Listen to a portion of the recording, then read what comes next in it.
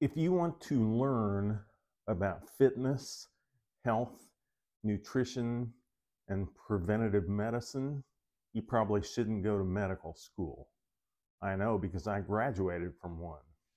Hi, my name is Brian, and I graduated from medical school in 1986. And it took me until 2008 to figure out that everything I needed to know I could find in a biochemistry textbook. So I threw out all the narratives, guidelines, and indoctrination that I'd been taught and started helping people become metabolically healthy.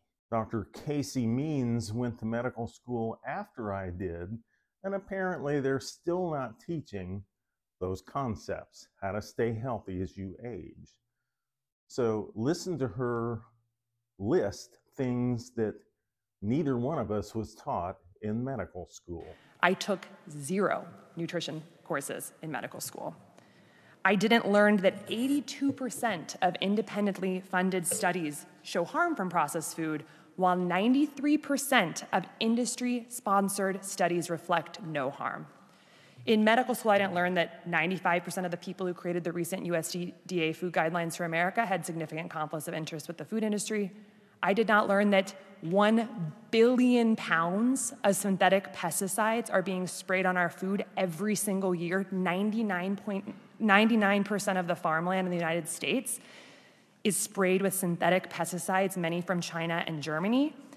And these invisible, tasteless chemicals are strongly linked to autism, ADHD, sex hormone disruption, thyroid disease, sperm dysfunction, Alzheimer's, dementia, birth defects, cancer, obesity, liver dysfunction, female infertility, and more, all by hurting our metabolic health.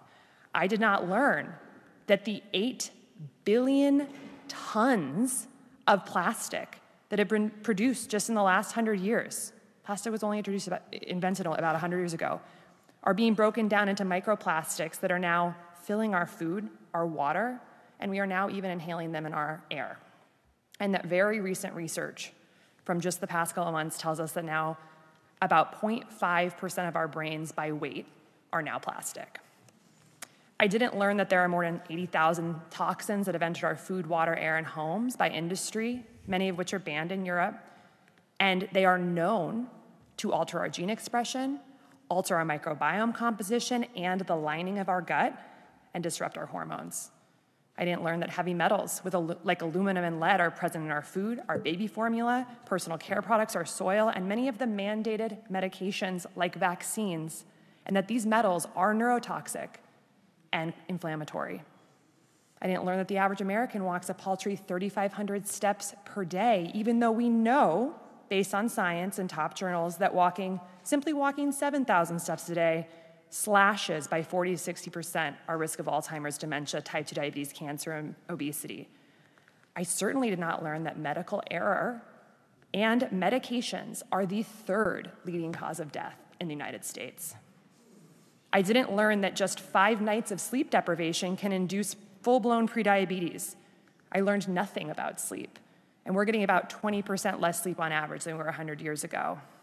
I didn't learn that American children are getting less time outdoors now than a maximum security prisoner. And on average, adults spend 93% of their time indoors, even though we know from the science that separation from sunlight destroys our circadian biology, and circadian biology dictates our cellular biology. I didn't learn that professional organizations that we get our practice guideline from, like the American Diabetes Association and American Academy of Pediatrics, have taken tens of millions of dollars from Coke, Cadbury, processed food companies, and vaccine manufacturers like Moderna. I didn't learn that if we address these root causes that all lead to metabolic dysfunction and help patients change their food and lifestyle patterns with united, strong voice, we could reverse the chronic disease crisis in America, save millions of lives and trillions of dollars in healthcare costs per year. In one sentence, Dr. Means sums up what we were taught in medical school: to drug, to cut, and to bill. Instead, doctors are learning that the body is 100 separate parts, and we learn how to drug, we learn how to cut, and we learn how to bill. By 2017, I figured out I could not be effective working in the healthcare industry, so I left and became a health coach.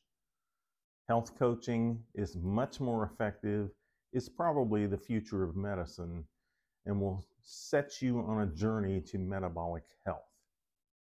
Hope you find a good one. Have a great day, and I'll talk to you later. Bye.